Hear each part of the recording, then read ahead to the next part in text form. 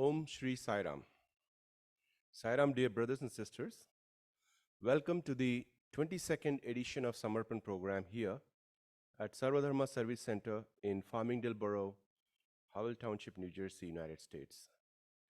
Today, on this Purnima occasion, I have the special honor to introduce our Samarpan speaker for the month, our very own dear brother Mahesh Dontamsetty. Brother Mahesh is a senior program manager in Deutsche Bank, New York.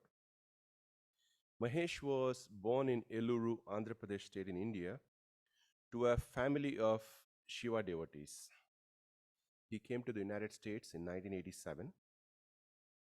Brother Mahesh completed his bachelor's degree in engineering from Kakinada, India, and master's degree in engineering from University of Connecticut.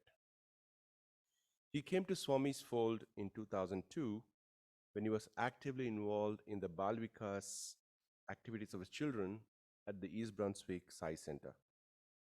Brother Mahesh, as we all know, is also a very popular yoga teacher for the Sai centers in New Jersey and also here at the center, where he conducts in-person and online yoga classes attended by many.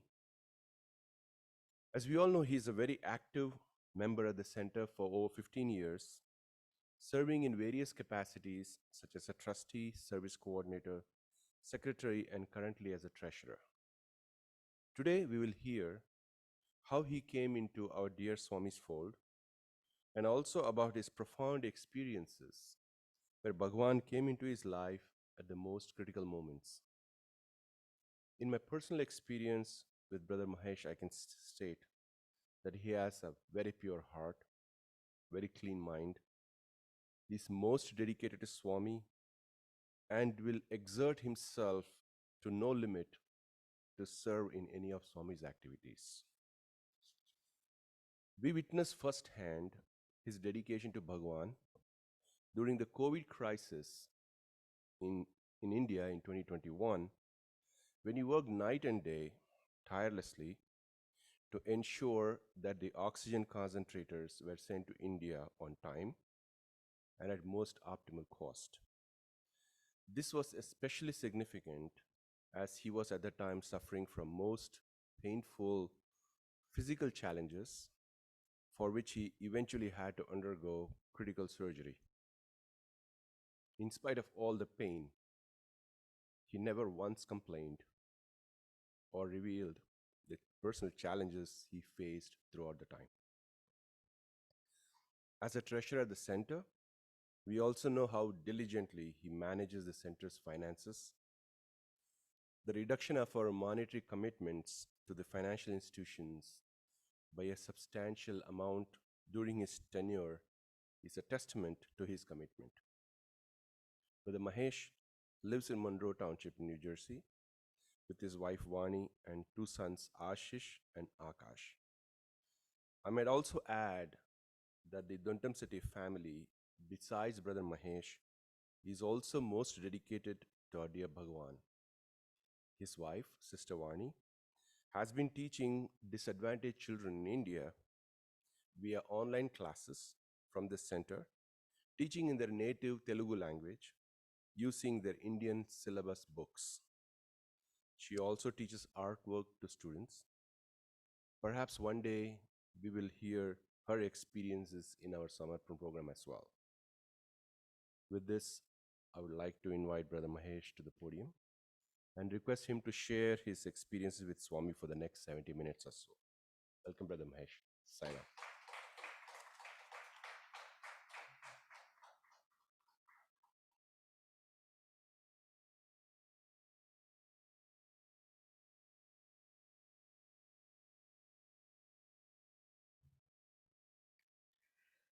Sai Ram,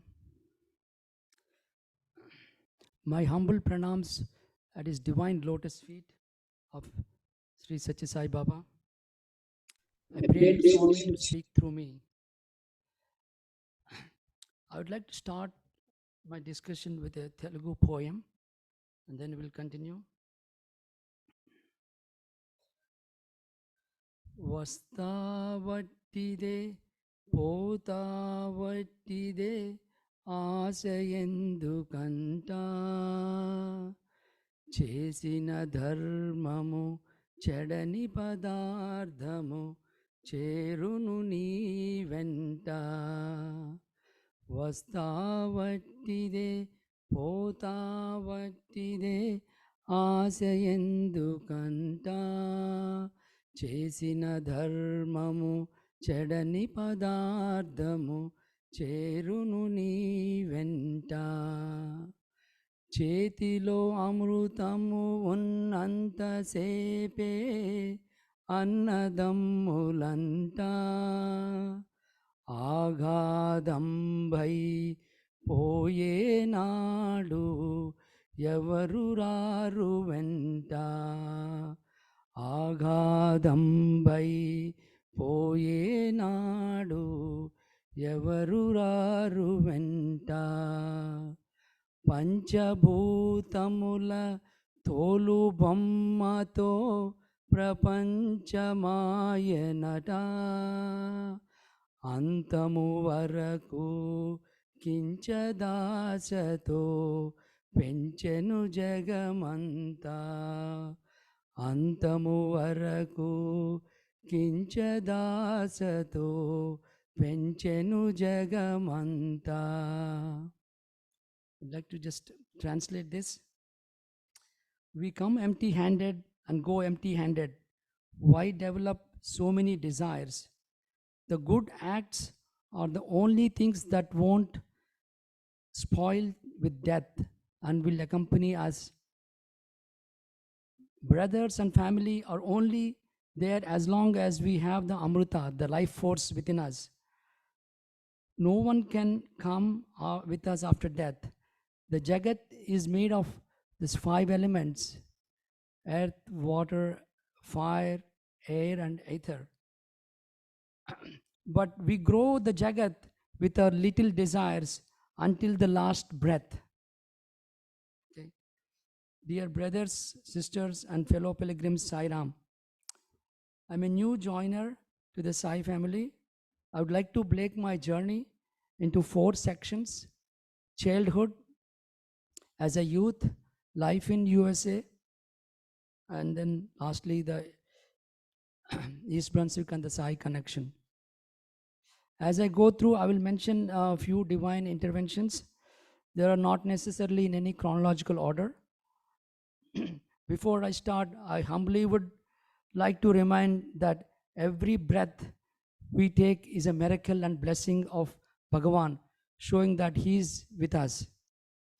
We don't have to run around for any miracles. Going back to my childhood, I grew up in a joint family home with grandparents in Kakinada until the age of 10.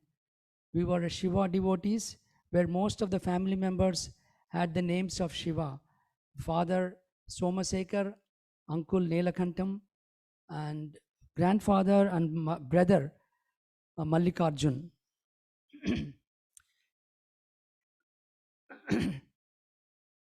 Living with grandparents in a joint family home is a blessing, and learn the values and discipline from them. We are not allowed to start the day without taking a bath in the early morning and followed by a prayer to Lord Shiva. Father was a lawyer by profession, but a full-time social worker and farmer. Mother a housewife. Father worked hard to make money, but the money would never stay with him. He didn't have a bank account. He never asked fees from clients and would accept any amount that they could give. He was always giving, and would say to me that when we do service, help others, the left hand should not know what the right hand is doing. I would like to share a few of my experiences which are very important in the spiritual context. Our home in Kakinada used to be like a chowdhury where people come, stay there for a few days, enjoy the hospitality, and leave. Mother lived her life in the kitchen, always preparing meals until my father was alive. She had no say in anything else.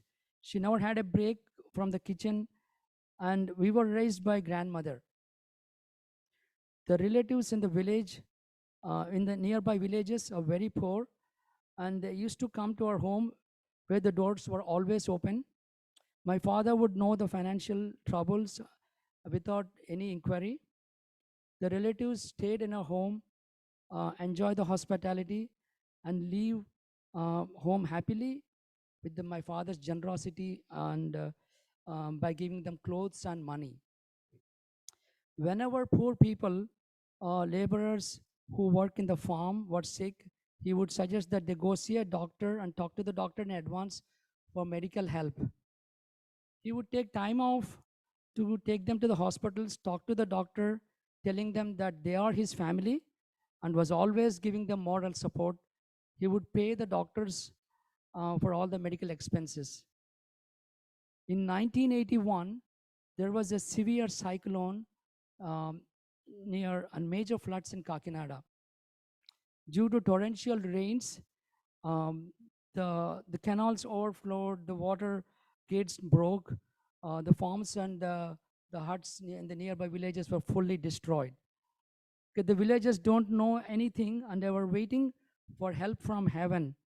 As soon as my father knew about the incident, he came back from the court, changed his dress, took two 100 kg bags, 400 pounds of rice in his scooter, um, and went to the cross the canal and then went to the farm to distribute it to the villagers. The local media on the site questioned, how did you risk your life in this cyclone, in this inclement weather, uh, and trying to help everyone? So my father replied, I had no time to think about my safety. All I had was thinking about is the that I have to help all these people. That's what his message. I don't want to go any further about him, but moving on, schooling. It was really painful to leave family and join a military boarding school at the age of 10. Sainik School, Korakonda. I spent 8 years in this boarding school, something similar to Valley Forge Academy in US. The military discipline has molded me to be a tough like a soldier, and crying was not allowed under any circumstances. The general approach in the school was spare the rod and spoil the child. And I had my fair share of discipline throughout my schooling. While leaving school, our teachers warned us that we would be like a fish out of water in the society, trying to adjust to the norms of the society. And it is still true for me in a different aspect, from a spiritual context, trying to not able to go to all functions. Moving along, as a youth in Kakinada, the time spent as a youth in Kakinada was the most memorable time in my life. After completing high school in Sainik School and returned home to Kakinada for my engineering college education, once my father entrusted me to attend his close friend's sick mother at in the hospital. Um, Uncle was an ardent devotee of Swami and also a faculty member in the university at Prashanti Nilayam. So he gave me a picture of Swami before leaving on a business trip. He has to go urgently on a business trip.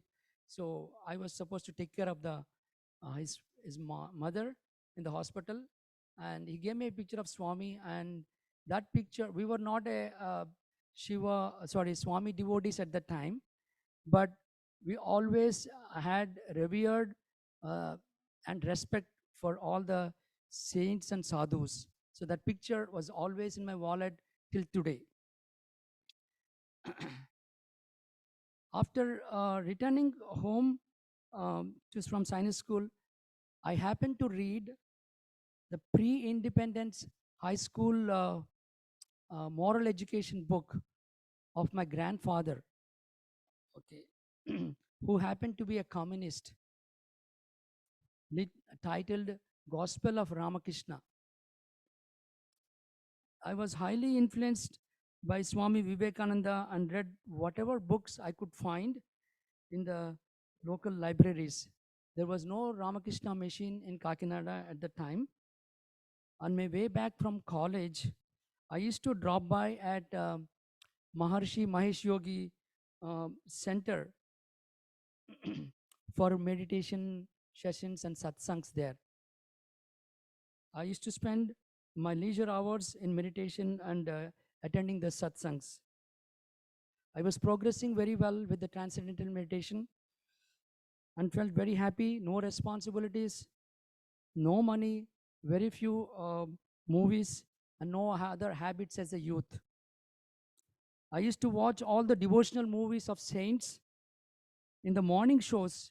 Most of the movies, all these devotional movies happen in the morning time. I used to watch them in the morning shows along with all the seniors uh, with a discount price. The price of the movies is almost like 1/4 of the regular price. I used to listen to Harikathas after dinner, before going to bed, attend plays um, during Dasara and Sivratri festivals. I used to scout um, every day in the evening in my town, Kakinada, to find out like about what are the upcoming Gita discourses happening around. And then I would take my grandparents with me to attend to this Gita um, discourses. My interest was yoga. I didn't have yoga interest at that time. Listening to Harikathas, classical music, attend classical dance performances. That was my interest at the time.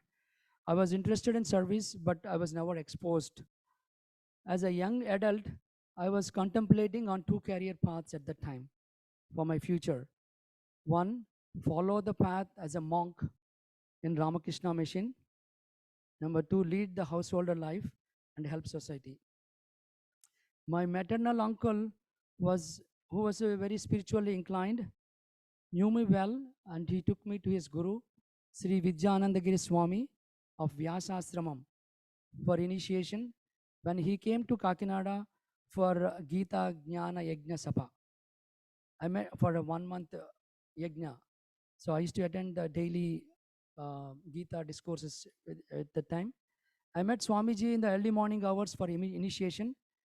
Swamiji said to me, "Why did I come?" And didn't needed initiation.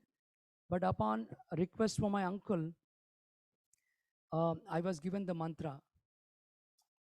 I used to practice this mantra daily. My father's unexpected demise at the age of 48, when I was in my third year engineering, changed everything for me in for the future. He was a pillar to the family and no other male to take care of family responsibilities. The toughness in me did not allow me to cry when my father passed away in my own hands. There was a lot of family and the financial responsibilities on my shoulder and no time to cry or pay homage to my beloved father. I wish I was a lawyer looking after his practice and help the society there. I don't know how the money came to run the family, all a miracle. I took up one of my father's profession as a farmer for 3 years along with my um, engineering studies. Okay, moving along. Life in USA before, yeah, life in USA.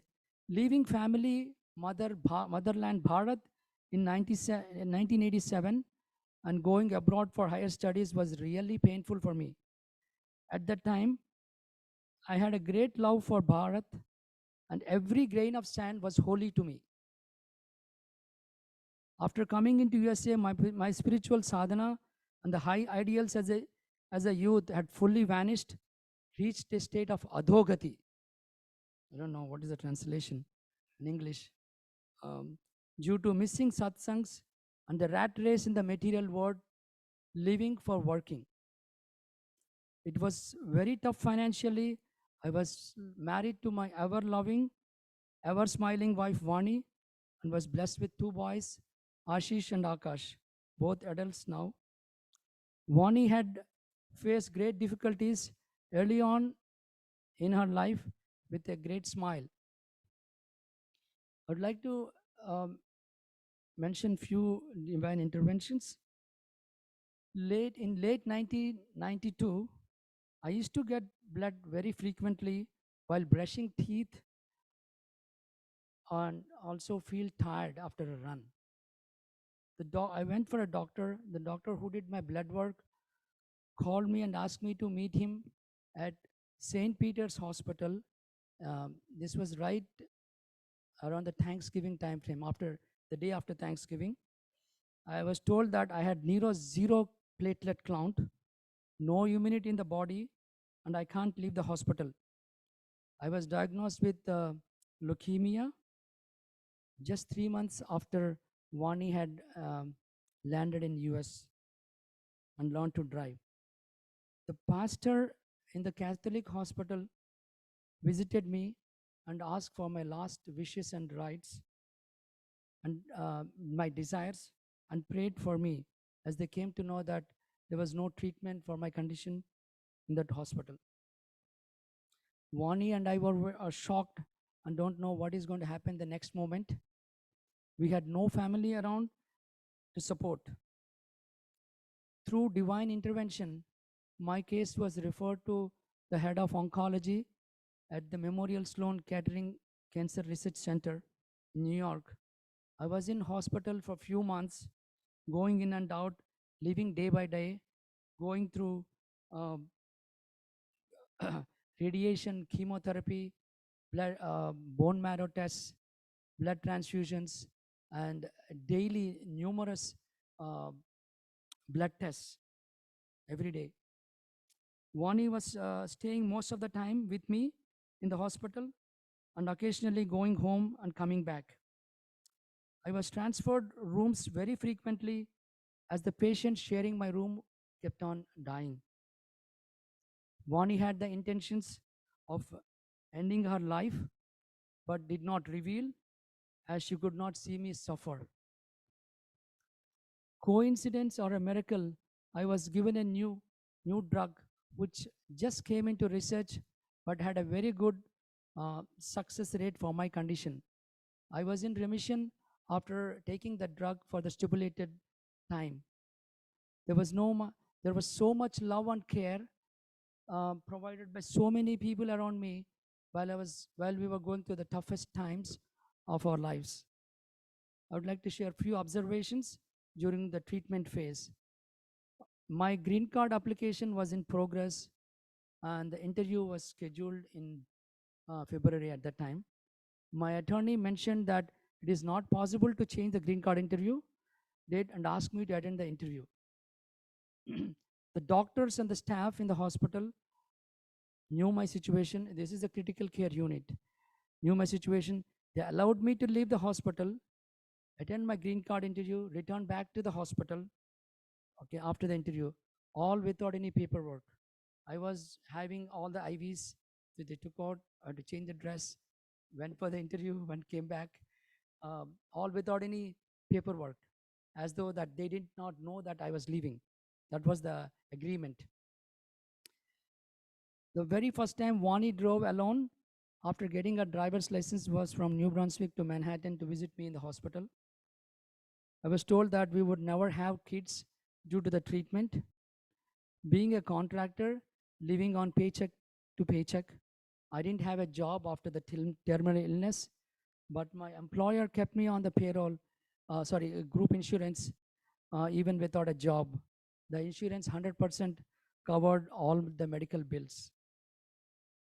A close childhood friend, because of the chemotherapy, I was not able to handle the food. I used to feel nausea, while eating the hospital food.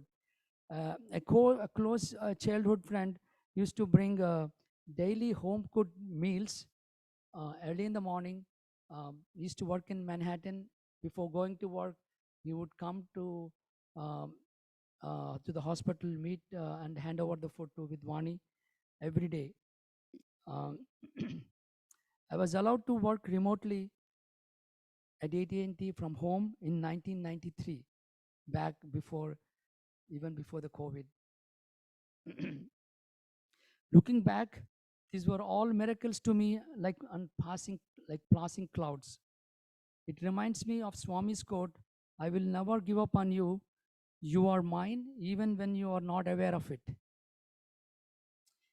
In late 90s, I used to commute to Boston for work on weekdays and return home on weekends. Once, while I was going to the Newark airport on Monday morning, uh, our limo broke down. I was just thinking how I would go to the airport. There's no time to catch the flight. Out of nowhere, a limo appeared, a black limo appeared right in front of me, and the window rolled down.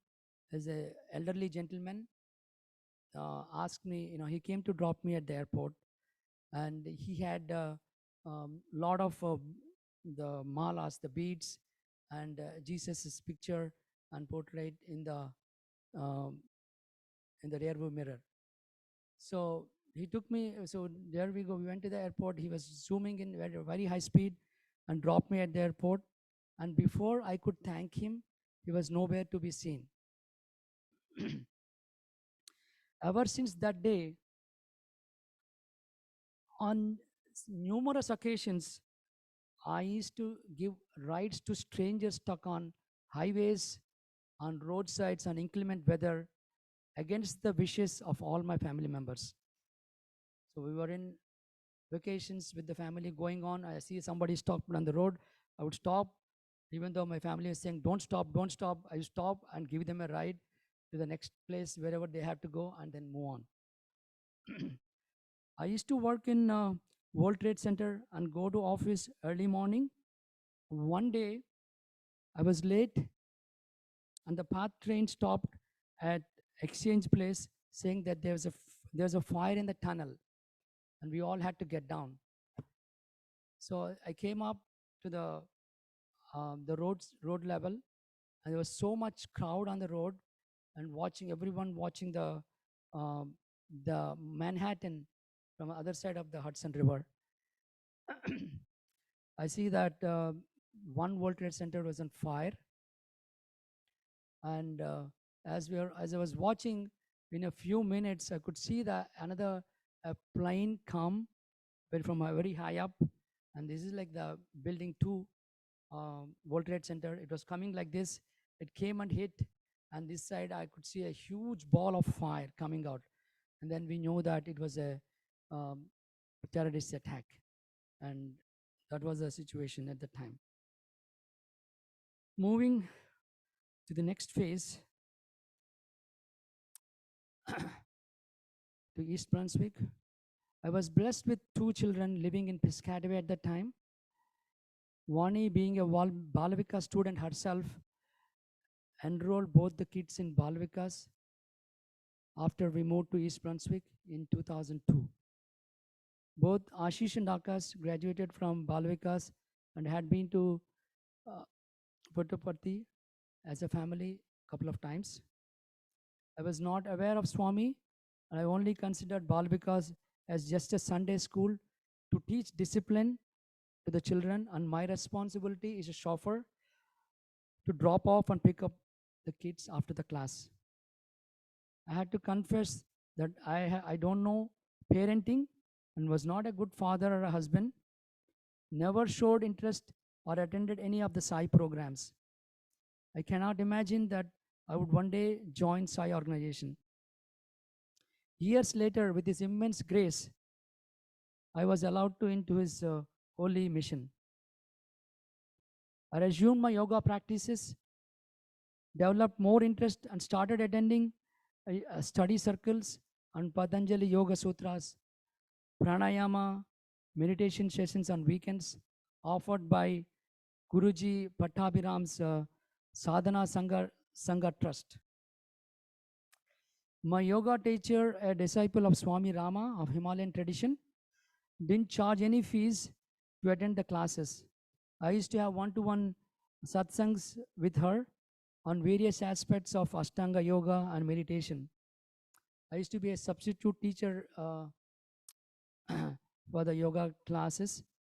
whenever she used to visit India to meet her Guruji in Rishikesh. In December 2007, during my brother-in-law's wedding ceremony in Kerala, we had several hours to spare for the men who are not participating in the Mehendi function. So the men decided to went on a sightseeing tour to nearby places, and the only place we could find at the time close to that place was um, Khaladi, birthplace of Jagat Guru Adi Shankaracharya. As I was reading the life story of the Jagat Guru on the wall inscriptions, my body started trembling and uncontrolled tears started flowing from my eyes. I experienced very strong vibrations at this divine place. Moving after that, coming back to USA in 2008, during the Sankranti festival, we visited Bridgewater Temple, and I got hold of a flyer for a 1 week yoga camp.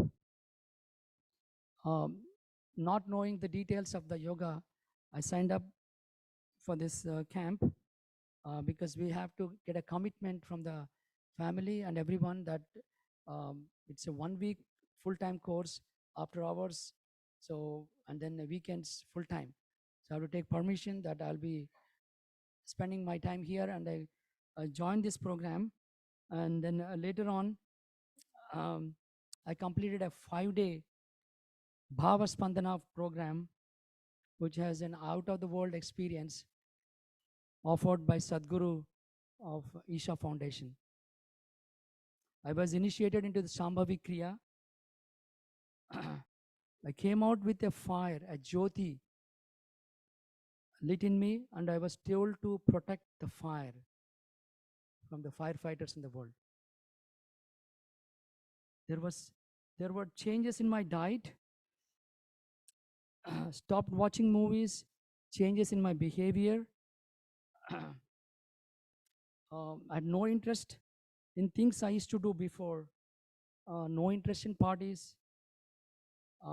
There were changes in my association. This was all part of that. You can associate it with Jyoti meditation, the changes. I considered vacations as hindrances to the personal sadhana, and not a happy camper, and didn't show interest in vacations. Vani does all the planning, and with all her love, had to constantly remind me that everything is divine, and would pull me to join family vacations. She is my teacher on every occasion whenever I was deviating. Years later, once on a vacation in Colorado, we visited a church uh, with a guided tour. I was not interested in going to a church at the time. I wanted to spend outside the church and do namasmarana or chanting at the time. I was watching the paintings of Jesus on the walls. I had this similar experience I had in Kaladi. I had a very strong vibrations, and tears started flowing at the time. I had several experiences of this bursts of emotions without my knowledge in Prashanti Nilayam in front of Swami, during bhajans, during meditations, while during service activities, while on vacations, and while walking in the nature in rains. Once I was sitting in the first row in a mandir, lost in meditation. The Sevadal brother sitting next to me was trying to wake me up, but my eyes were closed and was in meditation. And tears were flowing through my eyes continuously. After some time, I came to normalcy, opened my eyes. Um, he told me that the Sevadal brother told me that Swami was right in front of me, staring at me for some time, looking at me. I had the inner darshan of Bhagavan at that time, but I missed the physical darshan at the time. I was attracted to participate in service activities, attend study circles, and all the events at the East Brunswick Sai centers. I have to tell you, I was really hungry, spiritually hungry. Watched all Sai videos, listened to Swami's talks, burned midnight oils, and attend bhajans in strangers' homes without any RSVP. I used to cry while watching videos on Swami or listen to bhajans. I did not read that many books, um, but I had to read Vahinis um, and few other Sai literature because um, I had to read it because I wanted to become a Balvikas guru. So I had taken the Balvikas teacher's training. I wanted to become a service coordinator at the time of the East Brunswick Sai Center, but since not many members knew me, I was not added to the selection list. In April 2008, I attended one of Sarvadharma Service Center's uh, annual meeting, I think, in South Brunswick Library. And after the meeting, I started helping cleaning up and putting the chairs back, and I started helping.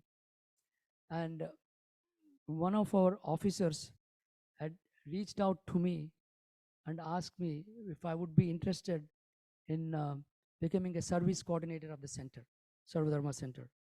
So my desire to be a service coordinator was fulfilled at the Sarvadharma Center. From that day, there was no looking back. I was an active volunteer, service coordinator, secretary, treasurer, and trustee of the center. April 2000, April 24, 2011 was the most painful day of my life, and also to all the Sai devotees. Vani thought I had gone mad. I had no interest in any of the daily activities in uh, the daily activities around that time. I thought I had I had 11 more years of his physical presence to transform myself to be a Sai devotee. As it said, that spiritual progress is astronomically faster in the physical presence of a guru. The local media portrayed negative news on Swami during his last days in his physical form. Many devotees had left the organization. It pained me very much, and decided and stopped watching all the news. No more news for me. My only news was Radio Sai and interest in the life stories of realized masters. Vani would be my um, source for all the news. In 2012, the Indian Cultural Society of East Brunswick had awarded me with a Good Citizen Award for the outstanding contribution and service in the community. I'd like to mention a few other divine interventions. In February 2015, before the center inauguration, I was volunteering at the center, and I was right here, on a 14-foot A ladder, right there on the top, trying to move a cable hanging from the roof to the corner, all the way to the corner. The center was, we're trying to prepare the center for inauguration, was trying to bring the cable all the way to the corner. And I was moving here and then coming to here and coming down, and my leg was caught in the ladder, and and I landed with head down and legs up, almost like diving into a swimming pool from 14 feet high ladder. And I landed right in front of where Swami's chair is located at his feet, with head down, and I lost consciousness. Okay, all the volunteers immediately rushed, and one of the brothers caught hold of me and put my head on his lap and catching me very tight. He thought his clothes would be full of blood, and I'm no more. In a few minutes, the police came, and then I came back to regain consciousness. They asked me count 1 to 10, 10 to 1, and then checked me, and then they wrapped me like a mummy, and then I was transported to Jersey Shore Hospital. So the hospital, so I had to go through CAT scan and other tests. The hospital, after seeing the situation and hearing the episode, they said there's nothing wrong with me, and they can only send me back home if I'm able to walk. Otherwise, I'll be stuck in the bed. It was so painful. I couldn't move out of the bed, and with great difficulty, I tried to move. And the next day morning, with great difficulty, I slowly come out of the bed, taken 1 or 2 steps, and started walking. Few more, and then they let me go and asked me to see my primary care, and for all other tests, MRI and other tests and medication. So as soon as I came home, I went to my primary care, and I was explaining to her what happened to me, and she examined me and she said, "You don't need MRI, no medication, you can go home fully." That was um, one incident. Few weeks later, in late February of that year, I was going to our center president's home to bring Makaratoranams and Swami's picture. We were supposed to bring it back to the center to get it ready for the inauguration. I was going from the center. It was snowing very heavily, and the road was very slippery, and I was going very fast to bring the items back to the center. My van lost control and started spinning on the highway. I screamed at the top of my voice, "Swami!" Due to his divine intervention, my van did not topple after spinning for several times on the highway, and it landed between the two intersections facing the opposite side, between the between the two sides. Exactly at the same moment, right? Exactly the same moment, Vani had a very bad fracture from a fall at the center.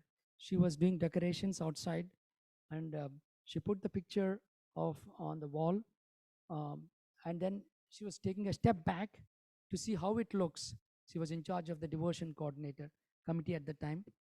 Um, taking a sorry interior decorations committee. She was taking a step back to see how the picture looked, and landed on a small rod, and she fell down and broke her wrist. I was asked to um, immediately called to go back to the hospital to meet her. Okay. How are we doing? Have time? And we do have time? Okay. Just okay. I used to have um, several bouts of pain radiating from the left side of my face, a neuralgia condition. For those who don't know what is neuralgia, my cousin, a neurosurgeon in Detroit, mentioned that it used to be called a suicide disease in the past, uh, because the patients could not handle the pain, and attempted to commit suicide. No medicine, no anesthesia, nothing can stop the pain. He said the only option is to go for a brain surgery, which had the risks and side effects, and I was delaying this for several years. I tried allopathy, Ayurveda, and all alternative medicines, but none of them would help. During the peak of the pandemic, we were working crazy hours on the oxygen concentrator project for India. We had daily meetings and conference calls with suppliers across the globe, doctors, other non-profit organizations, shipping carriers, and the Delhi NCR Soy organization to send medical equipment as soon as possible to India. I have to tell you, at the time, the pain was uncontrollable, and I was going through severe bouts of pain during this time, but continued to participate in the activities without a break. and I decided that time that I had to go for a surgery regardless. So I was doing research. I took appointment to meet the head of the neurosurgery at Robert Wood Johnson Hospital, and I was researching about him. He had made several publications, and he also had volunteered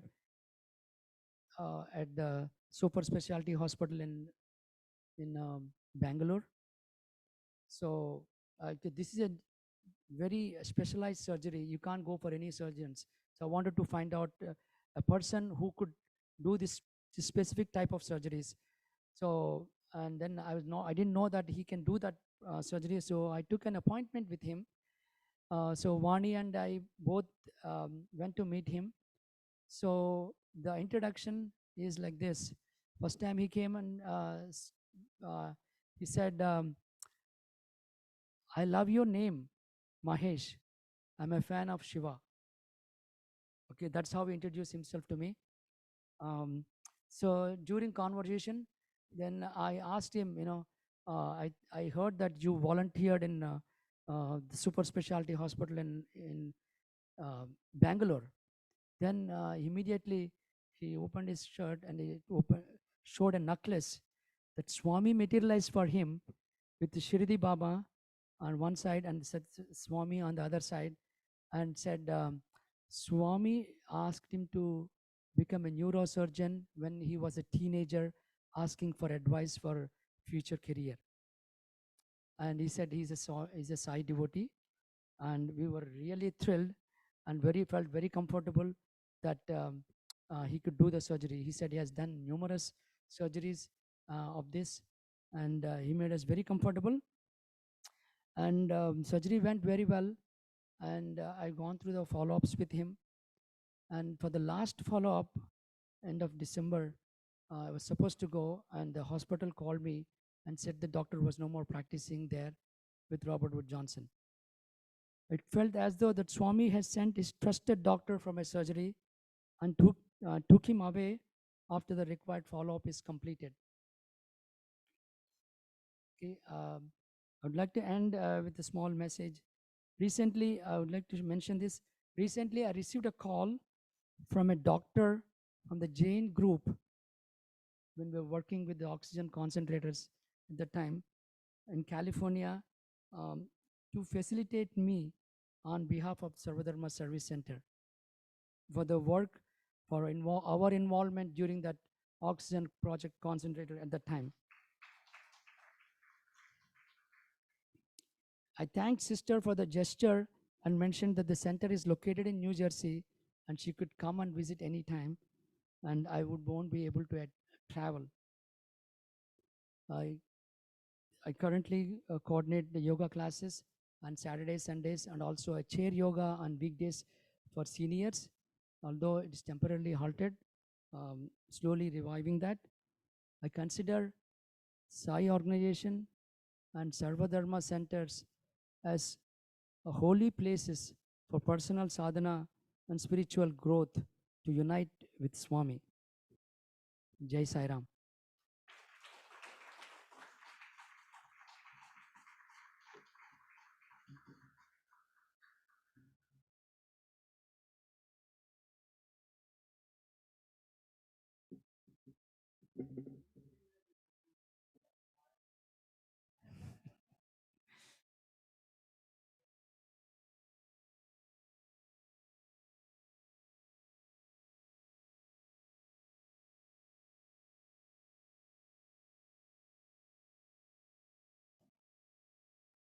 Thank you, sir.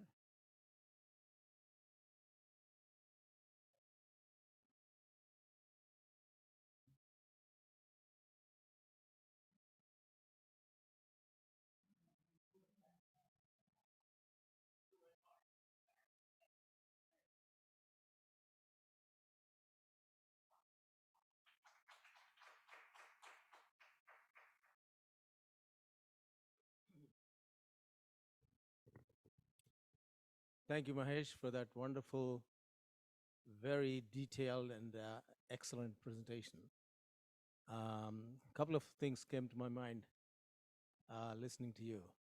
One is the time you went to see Swami and closed your eyes. Actually, Swami, I felt Swami was having your darshan. He was having darshan of one of his best devotees. He said that. Look at that.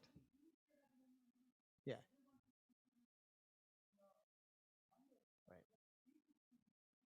Right. Right. Right. Exactly. Very nice. Yes, you're right. Good. And also, I mean, in case you all didn't realize, I'm pretty sure you realized. I think we are in the middle of in the midst of a realized soul. We just don't realize that, recognize that. That's him. You know, you can see how his life has actually transformed him from somebody who didn't know Swami, but it's Shiva, the primordial principle of Swami and anything else in the world is what he was after. And so finally he got to Swami. And really, thank you very much for that wonderful expression of all the excellent experiences you've had. And we're really fortunate to have him um, as a very active volunteer. And as a fiscal coordinator or a treasurer, we used to have Uncle Sugadan as almost the first one. He's probably the second one, but he was very difficult to get any approval from. To get $1 from him, I used to say, "Uncle, you hold it so tight, I can't pull the dollar out of your hand, out of your clutch." And we used to laugh and all that. Now with him, it's the quarter. It's not the dollar. It's a quarter. He's tougher, man. But he is really the best in that situation. Now that's the kind of a fiscal responsibility we all need to exercise, since every penny that comes to us is really Swami's grace coming through his people to us for us to take care of it in the right way. So thank you very much for everything that you do, and we wish you maybe many more decades of service and life. And you are a great example for people to follow. And keep that smile. Keep that smile. I love it. Thank you. Thank you.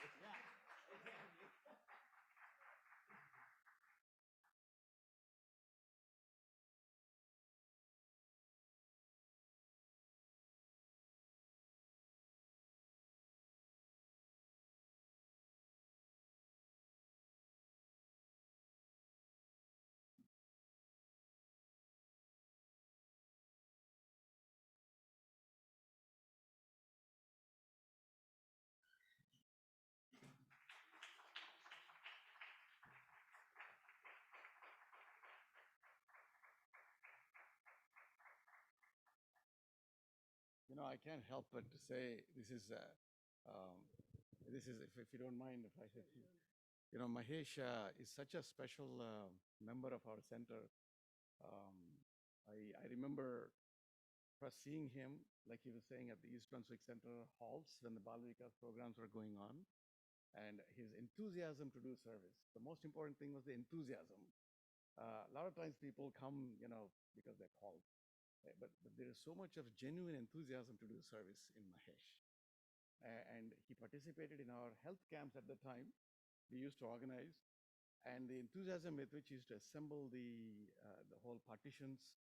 And he readily said, because we didn't have a center at the time, this building wasn't there, said, "Oh, I can store this for you, don't worry." So he took all the material, he kept it in his house for many years. And then when the center was ready, he brought it back here and restored it. And two important features I do want to call out about him that we all can learn from. He speaks without a filter. What he thinks is what he speaks. It just doesn't matter. He just speaks the truth the way he sees it, black and white. It is the consumer of that information who might get affected by that. But he just speaks it the way it is. And that's something that is so characteristic of Mahesh that we all, I'm sure, remember and share and will never forget. And that also puts us in check in what we're doing. And his check writing is also as tough. So that is the most important. And the second thing is the discipline. He's the first person who always opens this center every Saturday. Well, I would say 99.99%. Okay, but every Saturday morning, because I see the logs coming in, the alarm disablement and everything, so I can vouch for it. It's data-driven observation I'm just making here.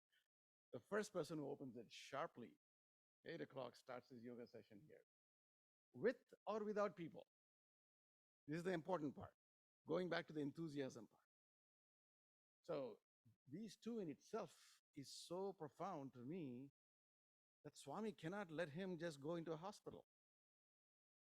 It's very natural. I see how the divine is intervening in his incident here that has happened or in his previous. So his life is charted out. So we are very fortunate, Mahesh, to have you and continue to serve in your capacity.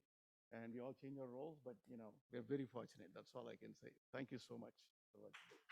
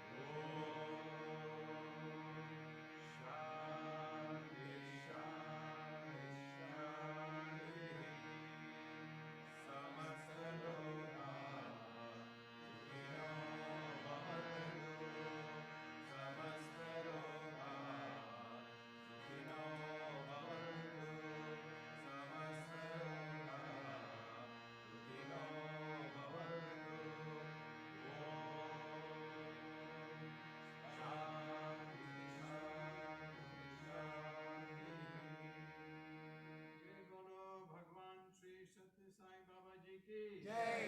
जय बोलो भगवान श्री शिरडी साईं बाबा जी की जय। जय बोलो साईं माता जी की जय।